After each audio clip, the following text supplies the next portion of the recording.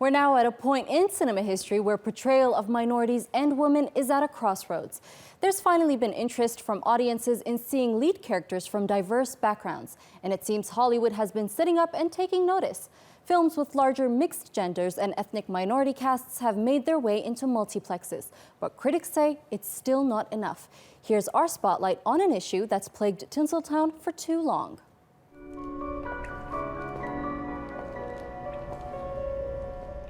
According to motion picture studios, Caucasian males make up the majority of the movie-going public. And many industry executives use this argument to defend denying lead roles to women and people of color.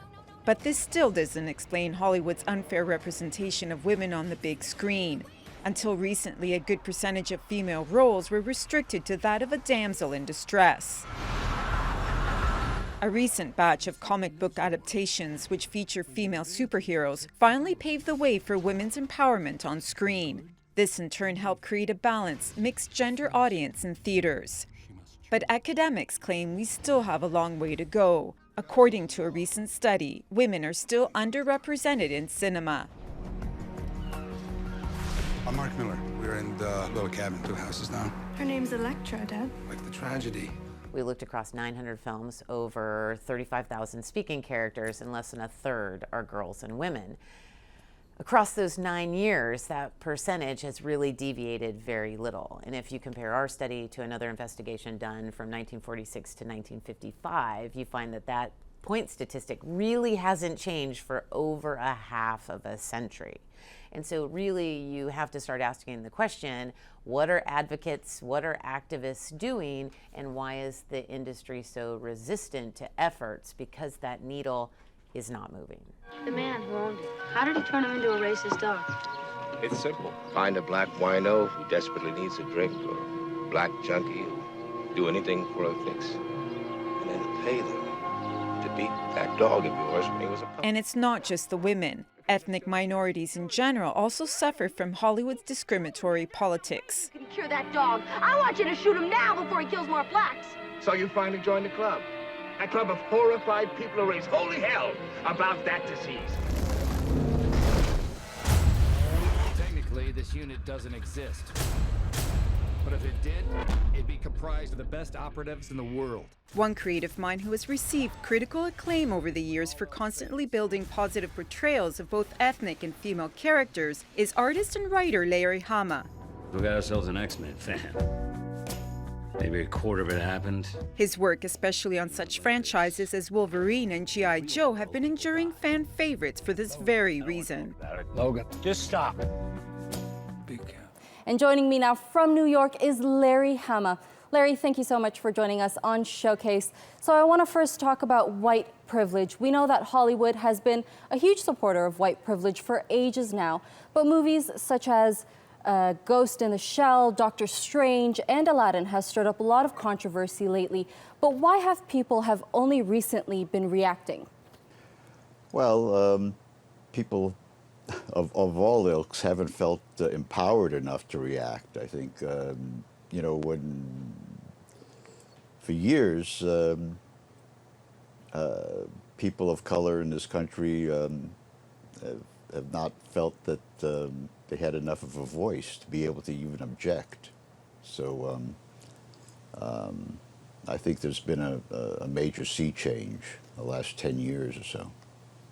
So we've been seeing women featured in superhero films lately, but we feel like they're focused more on their physical powers instead of embracing the gender. What do you think movie producers can implement into their productions to better portray female characters? Well, for one, they need to have more female directors. The percentage of female directors in Hollywood is extremely low. You can name female directors, you know, on the fingers of one hand. You know, after Catherine Bigelow and a few others, how many are there? So that has a lot to do with representation. It's also writers are under represented also. I think a lot of that is starting to change, especially now that they see that it's better for them fiscally, you know, that female characters can actually sell. Part of it, I think, was always the sort of an unspoken notion in Hollywood that you know, a female protagonist in certain genres was not going to sell tickets. Yep. And that's sort of been disproven. So I'm sure a lot of people are familiar with the latest World War II film Dunkirk, and it's got a lot of critique of in the lack of having women in the movie and ethnic minorities. Do movie producers do this on purpose to target a specific audience, and is this going to eventually change at all? I think it will change, but I think that, you know, there's a lot of different factors with the Dunkirk story. You know, some of the criticism about the movie was that the narrative was kind of spread out among 3 or 4 characters instead of focusing on 1 or 2. It was something like 4 or 5 characters that you had to follow, and so they made a deliberate choice as who those characters were and their ethnicities. Yeah. You know, there were a huge amount of ethnic troops on the beach at Dunkirk. A large amount of the French forces were Moroccan and other ethnic Africans. The British had Indian troops. And most of those troops, the British troops on the beach, were from northern India, which was later partitioned into and became Pakistan.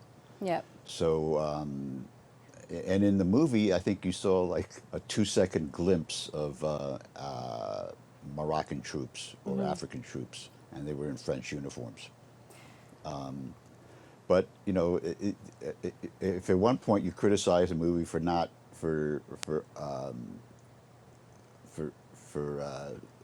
concentrating on too many characters, then it's sort of disingenuous to say, well, they didn't cover these ethnic groups also. Yeah. So it seems like we're going to be seeing a lot more of these type of movies to come. I think we will, but and I think that. As people realize and understand what the backstories of these things, especially historical movies, you know, you have much more access to the research and information. Anybody can go on Google and look up and look it up. Exactly. And find out what's going on. Used to be very difficult to do that. Yeah. So, well, I Larry, think there will be a big difference. Yeah, hopefully there will be a big difference. Well, Larry Hama from New York, that's all we have time for today. Thank you so much for joining us on Showcase. Okay.